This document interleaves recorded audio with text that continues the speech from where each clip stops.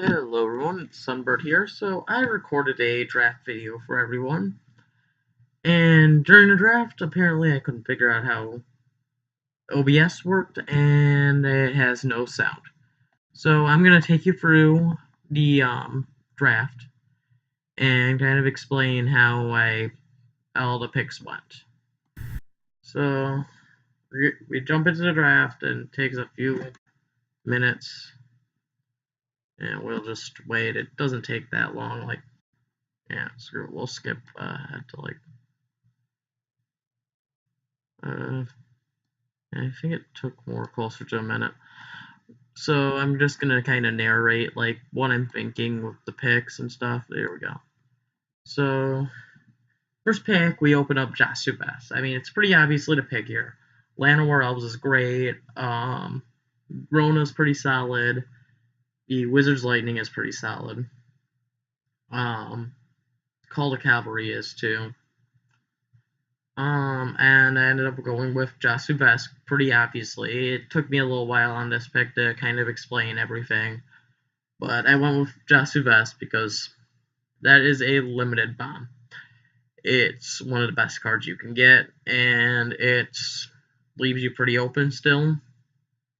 There is a lot of black in the mana cost because of Kicker, but it's a 4 mana 4/5 on the front half. It's a win condition on the back half.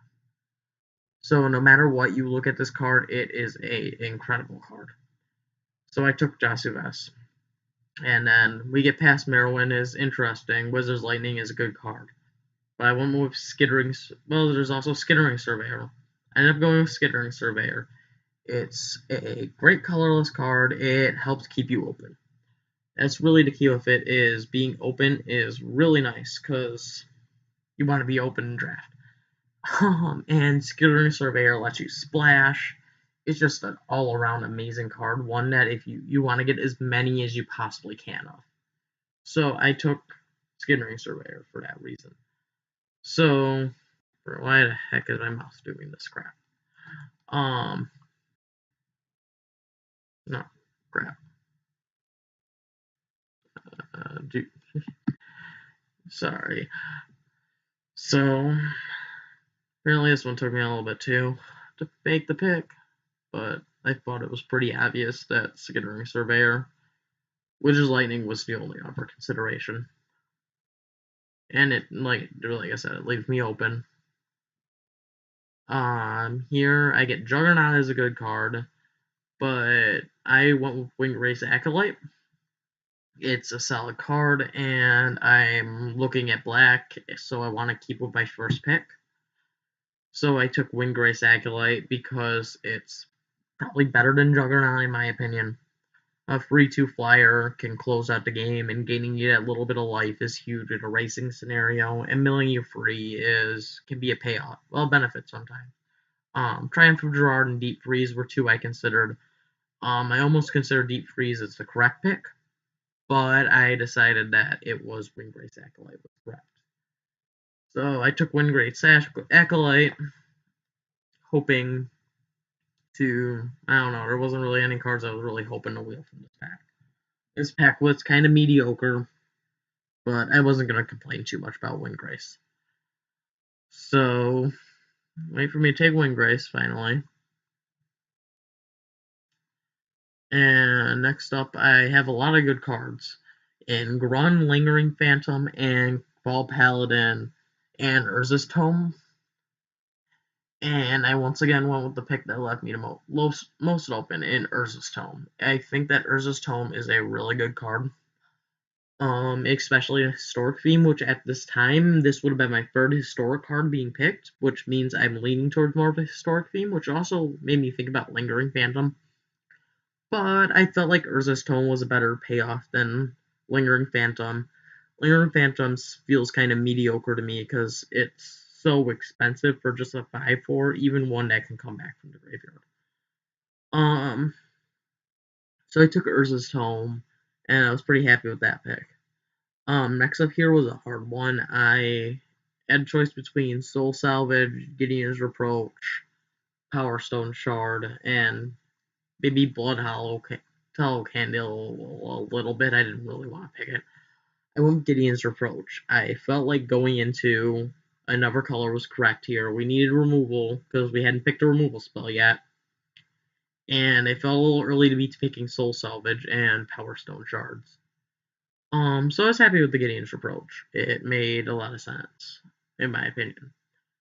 I ended up not playing it. It didn't really pan out how I was hoping. Here I picked Fungal Plots because Fungal Plots is one of the best cards in the draft. So Whisper and seeing it this late felt like a little bit of a sign. Whisper is pretty good. Caligo Skin Witch is pretty solid, as well as the Avant Trapper. But I don't think any of them are as good as Fungal Plots, so I picked Fungal Plots. So I pick Fungal Plots, and next up I get a mediocre pack. I went with Caligo Skin Witch because, like I said, Caligo Skin Witch is still pretty solid. And so I just took it because it's this best card in the pack. It's probably the worst of the cycle, in my opinion, of 2 mana, 1 freeze that have kicker. But I went with that. Here I went with Yargle. I think in hindsight I should have taken Power Stone Shard, but I thought it was correct at the time because it wasn't quite clear where we were going, and I had some historic payoffs, so Yargle felt like he was actually not that bad in my deck. So I took Yargle because I think it was actually correct. Like I said, in hindsight, I think I should have taken Power Stone Shard. Here I take Artificer's Assistant. It's not clear where I'm going yet. I don't have a second color, and it's a solid 1-drop with a 1/1 flyer and ability to scry whenever I cast a historic spell is not bad. Here I take Divest because it's the best card in the pack. It's main deckable at best. Well, at worst, sideboardable at best. Here I take Power Stone Shard because there's not really much else in the pack going on. And I don't remember what was next. We'll have to wait until people draft. I mean, we're getting to the low point, so it should be going a lot faster than it was. So maybe this was a long one.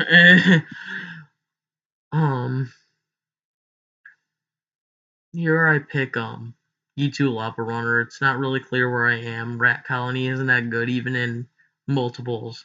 Here I'm happy to pick it up another Power Stone Shard since I already have the one, and Rescue is just the last card in the pack.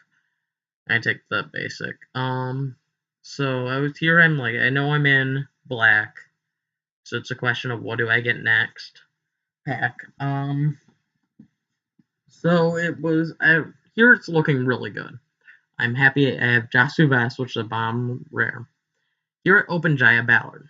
Jaya Ballard is an amazing card in limited, but it's triple red, and that makes it a little more awkward when I'm barely in red. And I look at the other cards in this pack, and I see Song of Freyalise. Song of Freyalise is close in power level to Jaya Ballard, and it's green. It's 1 green. So I figured it went with Fungal Plots, and I could maybe squeeze my way into black-green sapling spawning, which I mentioned at the beginning of the video is the best. This is one of the best archetypes in this format. At the beginning of this video, you didn't hear it. I said blue-red wizards and green-black sapling spawning are the 2 best. Other considerations would be Valid Omnivore and Baloth Gorger, but I feel like Song of Freyalise is the pick here. Here I went with Slimefoot. It's the start of what I want to be of green-black sapling spawning because it's just a great payoff. And a great sapling creator. So it gives me late game ability. It gives me early game payoff. I'm happy with this pick. Very happy. Here I take Spore Crown Valid. It makes the most sense here because I'm starting to look like I'm going into green-black saplings. I wanted a Fungal Infection to wheel. It did not Cast Down was also another one of my considerations because I'm a little light on removal here. But I felt like picking up the Spore Crown Phalid was the best option for my deck here. Also, I would have loved Wild Onslaught back, but it was definitely the correct pick. I'm not going to complain because it was the only one I got the entire draft. So, wait for me to take it. Luckily, the guy next to me was fast. Here I look at this pack, it's a little more awkward. There's a lot of good cards in this pack. I won Baloth Gorger. I felt like it was just made the most sense. There's so many good cards, but Baloth Gorger was the only one that's a really good rate with upside. Because, I mean, 4 mana 4/4s with upside are just unheard of in the common slot. So it was just kind of like, there's not really any other cards that compare in power level here. So I'll take the Baloth Gorger. Here I take Dark Bargain. I just want a little more card draw. Stronghold Confessor is okay. It's filler level at best. You're going to either get a 1/1 menace for 1 or a 3/3 menace for 4. Both are okay, but it's not that great. Here I take Deathbloom Phalid because it's exactly what I'm looking for in the deck are Yavimaya Safford and Deathbloom Phalid. So it's like, sure, I'll happily take that. Here I take Phalid Omnivore because it shouldn't still be in this pack. It's really that simple. It just should not be in that pack still. It makes me pretty clear that I'm in the correct one. Here I pick Pierce the Sky as a good sideboard card. Not really anything I'm looking to be playing. So I take the good sideboard card. I've played the appearance of a good drafter in this draft, I hope. I don't know how good I actually am, but I tried to act like I'm a good one. So let's see what I get next. I'm trying to remember. Here I take another Phalid Omnivore because once again, it should not still be in this pack. I am clearly in the right colors.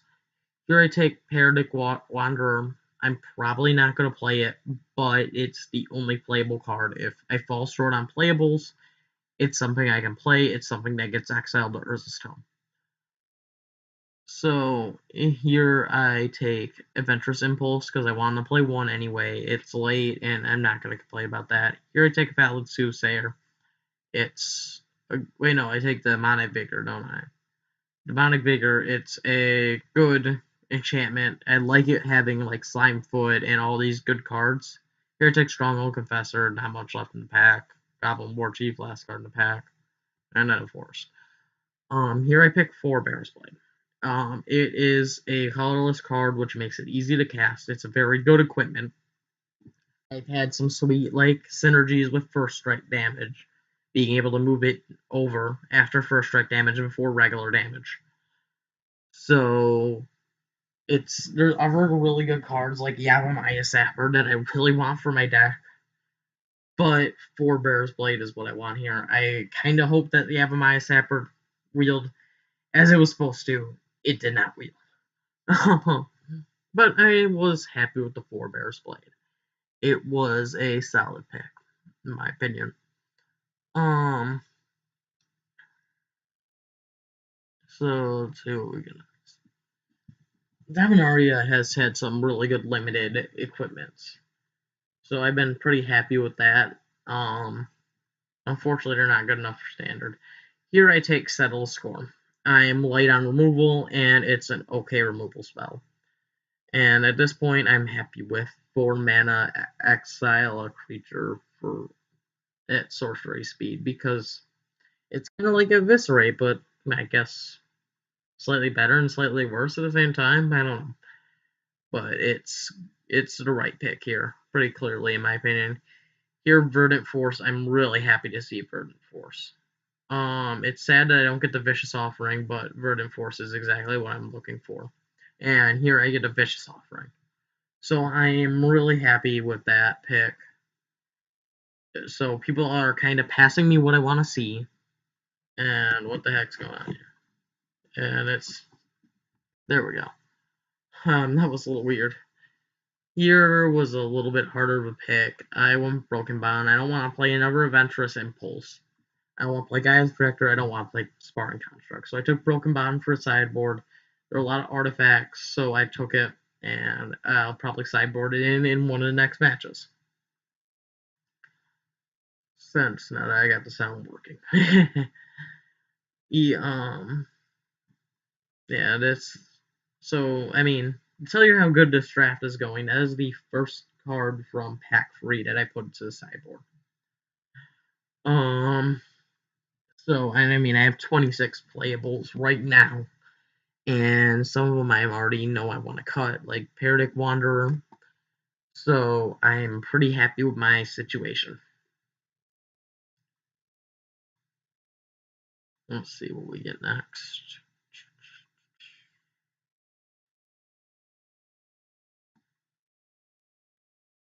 Uh,